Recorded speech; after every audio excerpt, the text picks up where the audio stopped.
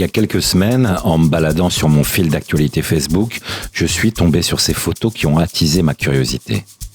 J'ai cliqué et j'ai découvert ces filles, masquées à cause ou non du corona et qui revendiquaient avoir pris les armes pour combattre à leur manière les abus et violences faites aux femmes en Israël.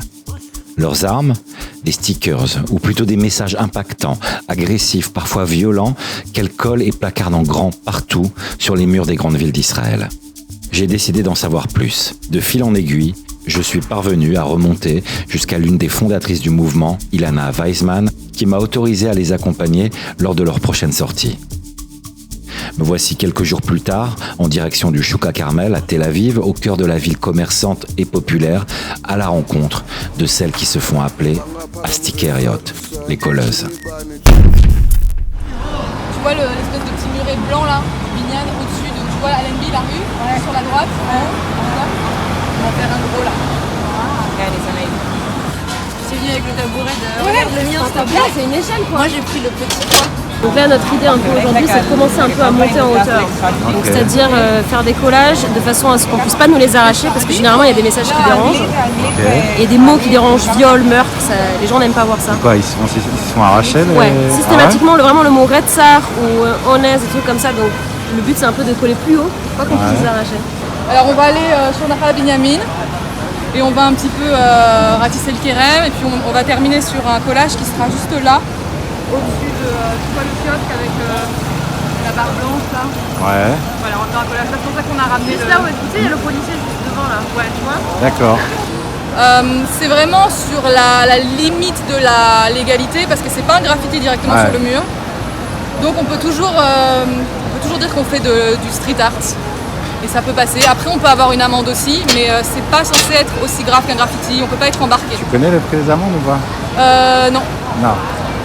Quand tu parles de violences faites aux femmes, très souvent, en fait, dans nos collages, il y a des gens qui m'ont arraché juste le mot meurtre ou le mot assassiné. Donc, tu sens que vraiment, ça crée des réactions épidermiques. Et quand tu touches ici à l'armée, c'est toujours très problématique. Donc, si tu parles avec...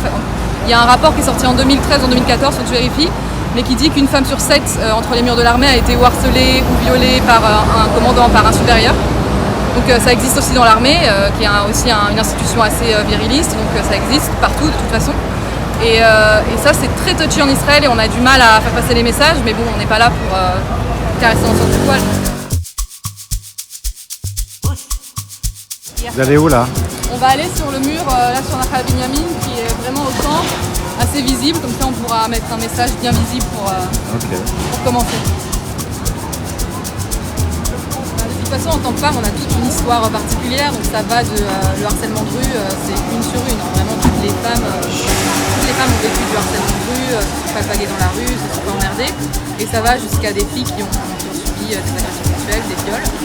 Je venais à peine de commencer à les accompagner que quelques secondes plus tard, un policier s'est mis à les suivre pour les interpeller. L'officier a malgré tout continué sa route et n'a pas cherché à gratter.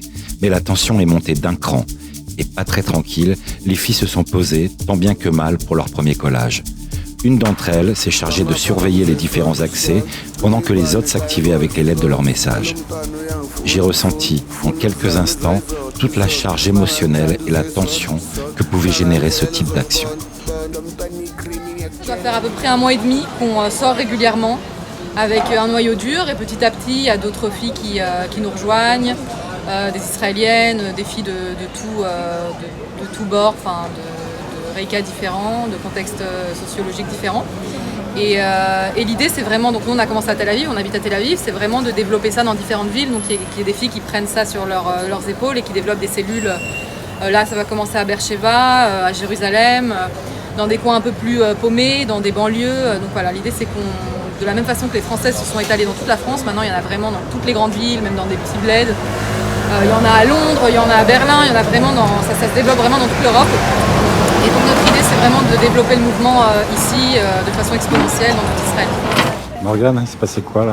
Il y a des mecs qui sont, Et il y a des mecs qui sont venus nous dire apparemment que le bâtiment était à leur famille et ça les dérange qu'on mette des messages féministes dessus.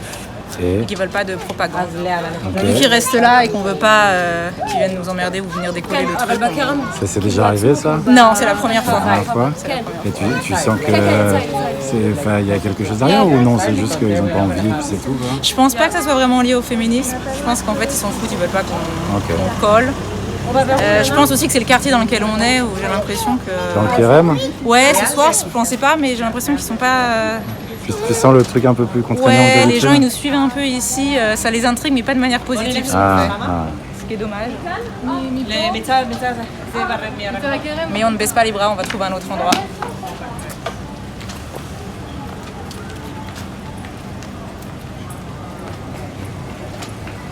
En tant que femme, on a toute une histoire particulière, donc ça va de le harcèlement de rue, c'est une sur une. Vraiment, toutes les femmes ont vécu du harcèlement de rue, se sont fait alpaguer dans la rue, se sont fait emmerder.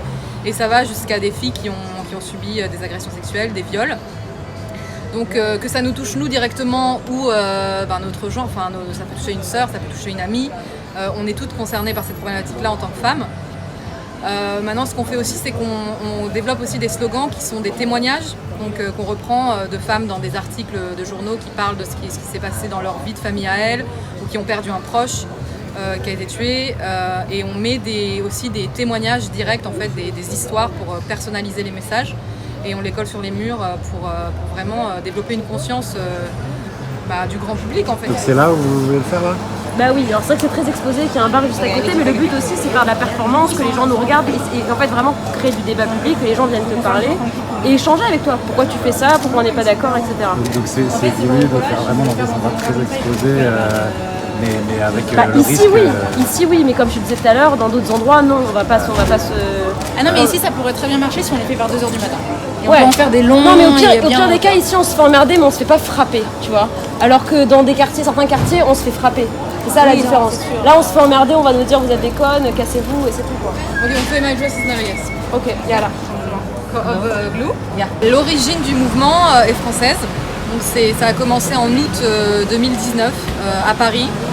Et c'est un groupe de colleuses qui ont commencé à faire ça, elles étaient une quinzaine. Et aujourd'hui, en France, elles estiment leur nombre entre 1000 et 3000 colleuses. Donc ce qui est énorme, ça fait 1 an en fait qu'elles collent et ça a vraiment pris une ampleur folle.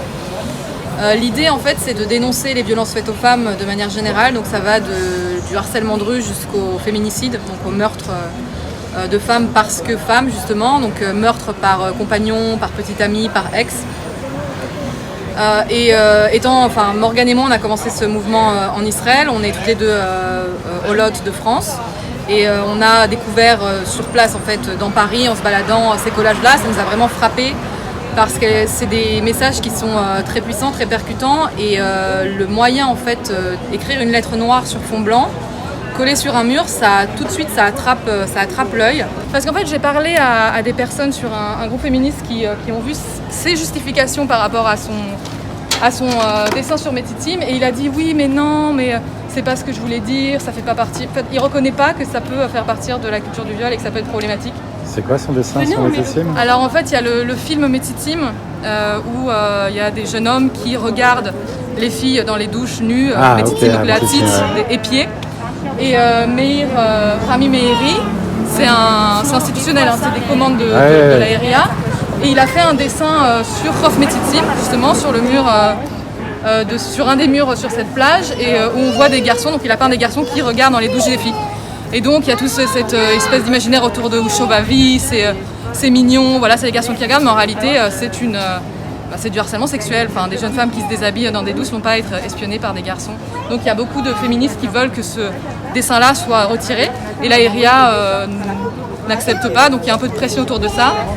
Et on va justement aller coller, je pense, la semaine prochaine pour mettre des slogans sur ce dessin-là, sur Chof Metitim. Et là, vous allez couvrir celui-là? Et là, on se dit que ça peut aussi être l'occasion de commencer... d'interpeller l'artiste sur la responsabilité de son œuvre en fait. Ouais. Ça peut être bien qu'il se rende compte qu'il y a un message derrière et que non, c'est pas neutre, même si c'est un film très connu et très important dans la culture israélienne. On met lequel alors?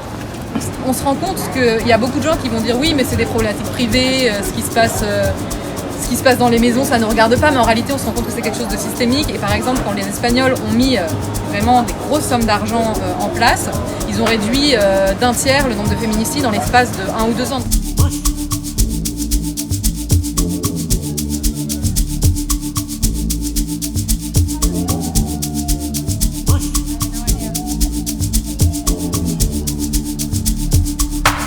Bangaphakamise sol cima ibani dayi ingozi nalo mntwana uyangifuna ukuzama izolo mangangithanda uzoyisola mangangivolela uzongibona lo mntwana ikrimi ngiyakutshela wena ngale Gucci drip yababa nana. Mais par contre, à un moment où il n'y a personne. What do you think? Tu veux pas le parking? Le parking you don't want? Je préfère aller dans une rue plus sombre, j'ai pas envie d'être devant les gens là, ça m'a saoulé. About what? Like to find another street who's more darker. Yeah, until Ilana, Yes. là on a vu qu'apparemment il y a du monde qui réagit. Comment tu te sens quand tu es en train de coller là comme ça te fout la pression? Bah c'est désagréable, Ouais. c'est désagréable. Non, j'ai pas la pression dans le sens où c'est juste que c'est pas agréable quand tu fais un truc et que t'as des gens là qui t'épient et... Mais en même temps, c'est ce que vous recherchez, non? C'est-à-dire l'attention des gens. L'attention, ouais, mais plus pour réveiller les consciences, pour que les gens comprennent. Mais là, en fait, ils sont bloqués sur un... En même temps, c'est aussi un échange, ça veut dire qu'il y a une communication. Ouais. Mais là, il n'y a pas grand-chose à tirer. Si on va appeler la police, vous êtes en train de dégrader, que ce soit sur un mur complètement blanc, un immeuble complètement abandonné, il y aura toujours des personnes que ça dérangera, le message en lui-même. Là, c'est un mélange sûrement avec l'artiste, puisque peut-être que les gens le connaissent, peut-être que ça les dérange. Et ils ne connaissent pas la problématique autour de son dessin à Métitsime. Et ce qui m'a amené aussi au collage, c'est pas uniquement en tant que femme, bien que ça soit très important et que moi-même j'ai ma propre histoire qui m'a amené à ça.